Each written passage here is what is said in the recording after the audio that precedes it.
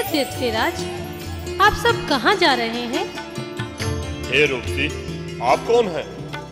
मैं मोहिनी हूँ, जो आप जैसे वीरों को देखकर मोहित हो गई। ऐसा क्या देखा तुमने हममें जो हम पर मोहित हो गई हो? आप सब बलवान वीरों को देखकर मैं मोहित हो गई हूँ।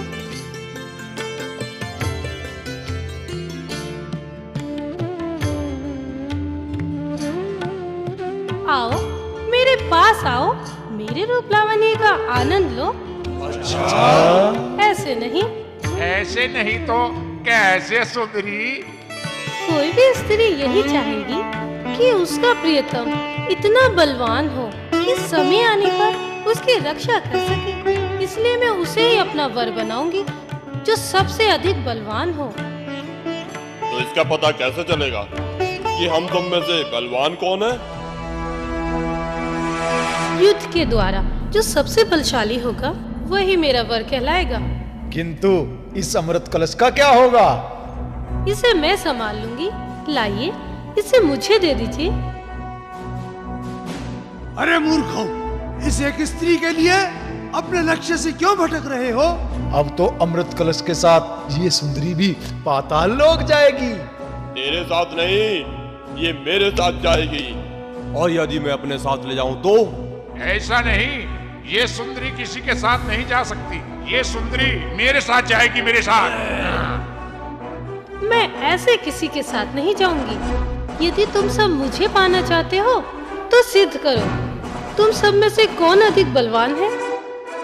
ठीक है दैत्य वीरों, दे दो इसे अपनी वीरता का परिचय।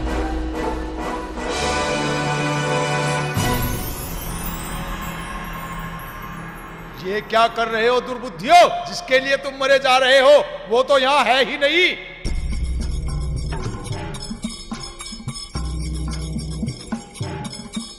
दैत्यराज, देवताओं ने फिर छल किया है। नहीं, ये नहीं हो सकता।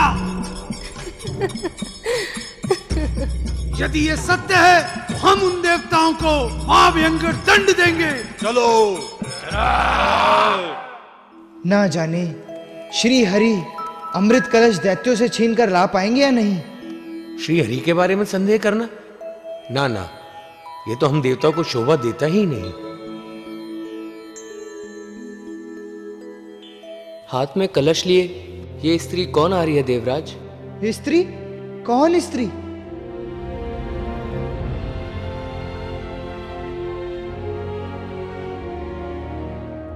अच्छा, वह स्त्री जो सामने से आ रही है। ये कोई साधारण स्त्री नहीं है देवराज।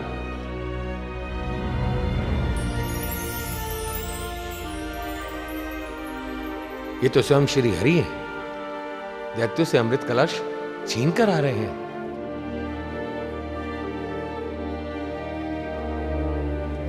प्रणाम श्री हरि। कल्याण हो। आप और इस वेश में? वाह जगदीश्वर वाह, आप सचमुच महान हैं। दैत्यों को इसी रूप में छला जा सकता है गुरुवर। तो क्या दैत्य शांत बैठ जाएंगे? मैंने ऐसा तो नहीं कहा। वो देखिए, वो रहे सब। तुम यहीं ठहरो, मैं इनकी गुप्त वार्ता सुनकर आता हूँ।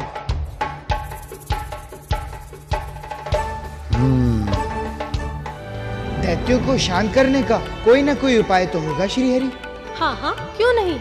इस विषय में मेरी एक योजना है। योजना? प्रभु, कैसी योजना?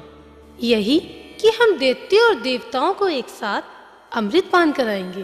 दैत्यों और देवताओं को एक साथ बैठाकर अमृत पान कराना, क्या ये उचित होगा प्रभु? इसमें चिंता करने की कोई बात नहीं है देवगुरु। हम कुछ समझे नहीं नाथ। मेरा मन था कि मैं आगे की योजना को गुप्त ही रहने दूं, किंतु यदि आप नहीं मानते तो सुनिए, अमृत केवल देवताओं को ही मिलेगा, दैत्यों को नहीं। परंतु यदि दैत्यों को संदेह हो गया तो?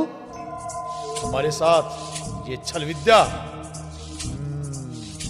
वो आप सब मुझ पे छोड़ दो। मेरे लिए क्या आज्ञा है श्री हरि? तुम जाकर दैत्यराज से कह दो कि सागर मंथन से निकलने वाला अमृत दैत्यों और देवताओं को समान रूप से वितरित किया जाएगा, अतः वे सब अमरावती पहुंच जाएं। जैसी आपकी आज्ञा प्रभु। नारायण नारायण।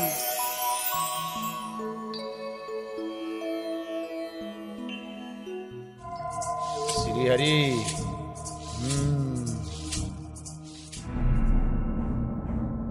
अरे ना जाने उस स्त्री को पृथ्वी निकल गई या आकाश खा गया। ये तो हमें नहीं पता दैत्यराज, किंतु हमने उसे समस्त वनखंड में ढूंढ लिया है, उसका कहीं भी पता नहीं चला। चलो उस ओर देखते हैं। नारायण नारायण नारायण। हे श्री हरि, मैं इन निशाचरों को कहाँ खोजूं? नारायण नारायण। वो देखो, देवताओं का शुभ चिंतक आ रहा है। इसको उस सुंदरी का अवश्य ही पता होगा। चलो चलकर इससे पूछते हैं। ठहर जाओ देव ऋषि। नारायण नारायण। यदि तुम अपने प्राण बचाना चाहते हो तो हमें अमृत कलश के विषय में बता दो, अन्यथा।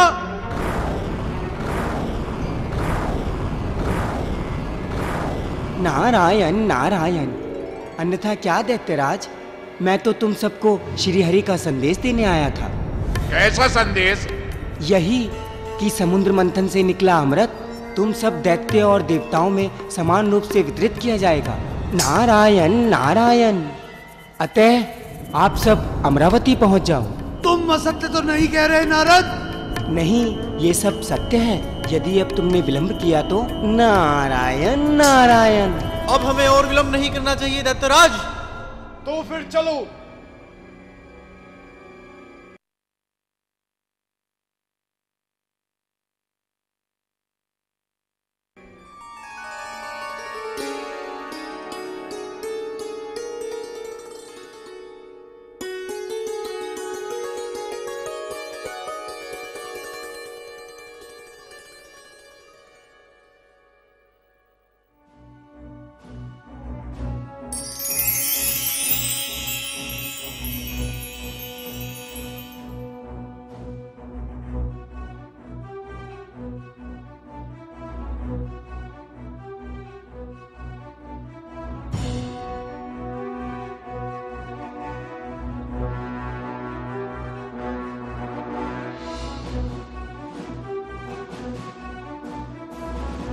देखा सूर्यदेव उस राक्षस को जो भेष बदलकर हमारी पंक्ति में बैठा है।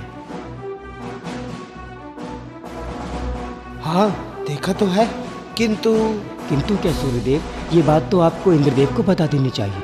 हाँ यही उचित रहेगा।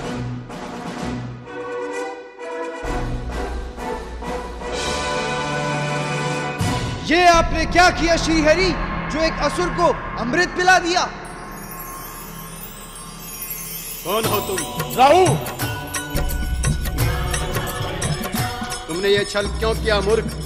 मैंने तो केवल आपके छल का उत्तर दिया है श्रीहरि, जो तुम देवताओं ने हम दैत्यों के साथ किया है। तो आप दंड भुगतो।